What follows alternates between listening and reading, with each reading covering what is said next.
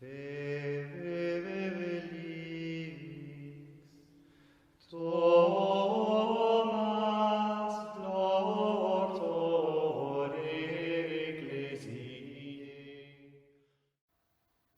Mes bien chers frères, l'Évangile nous enseigne 4 choses sur la personne de Jésus-Christ. La divinité s'est unie à la nature humaine. L'humanité a été élevée par cette union. La mort du Fils de Dieu nous a délivrés de la servitude et sa résurrection nous a ouvert les portes de la vie éternelle. D'après saint Grégoire, c'est ce que Ézéchiel avait prophétisé sous la figure des 4 animaux. En effet, en s'incarnant, le Fils unique de Dieu s'est réellement fait homme. Dans le sacrifice de notre rédemption, il a été immolé comme un taureau. Il s'est levé du tombeau comme un lion, puis il a pris le vol de l'aigle pour monter au ciel. Et dans son ascension, sa divinité se révèle avec éclat. Pour saint Ambroise, saint Matthieu est figuré par l'homme, car il s'attache surtout à ce qui concerne l'humanité de Jésus-Christ. Saint Marc est figuré par le lion, parce qu'il s'étend davantage sur sa résurrection. Saint Luc est figuré par le taureau, car il traite de son sacerdoce, et Saint Jean est figuré par l'aigle, parce qu'il a pénétré les profonds mystères de la divinité. C'est par un rapprochement heureux qu'ayant appelé l'Évangile selon saint Matthieu, un livre moral, nous donnons place ici à cette interprétation figurée. Car en effet, les mœurs sont propres à la nature humaine.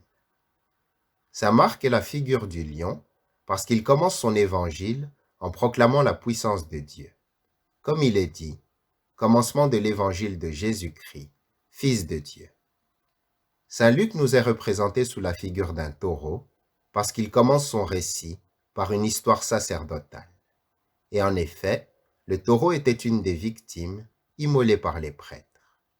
Enfin, on attribue à saint Jean la figure de l'aigle parce qu'il a raconté les circonstances miraculeuses de la résurrection du Sauveur.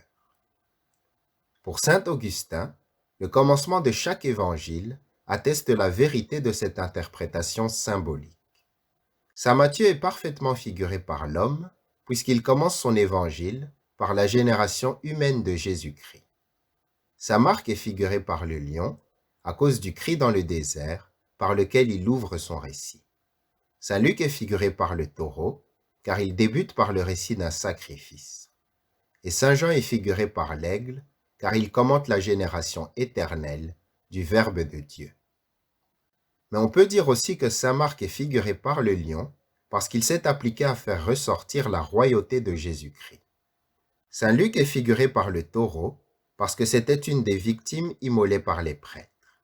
Et saint Matthieu est figuré par l'homme, parce qu'en voulant raconter la descendance royale et sacerdotale du Christ, il s'est attaché à son humanité.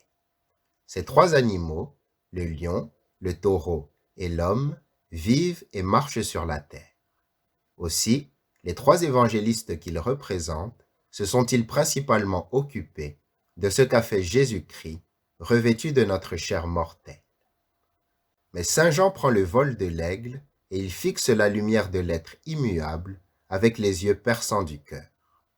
On peut en conclure que les 3 premiers évangélistes traitent surtout de la vie active et saint Jean, la vie contemplative.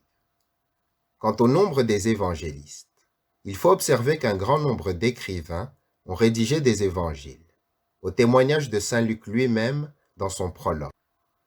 Puisque beaucoup ont entrepris de composer un récit des événements qui se sont accomplis parmi nous, il m'a paru bon à moi aussi, excellent Théophile, d'en écrire pour toi un exposé suivi.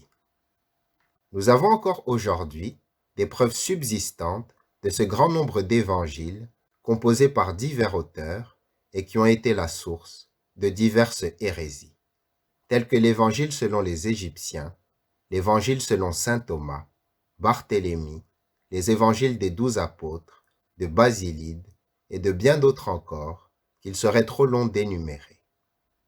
Mais l'Église de Dieu, bâtie sur la pierre par la parole du Seigneur et qui a donné naissance comme le paradis terrestre à 4 grands fleuves, a aussi 4 anneaux aux 4 coins, de manière à pouvoir être porté sur 4 bâtons mobiles, comme l'arche de l'Ancien Testament, dépositaire et gardienne de la loi divine.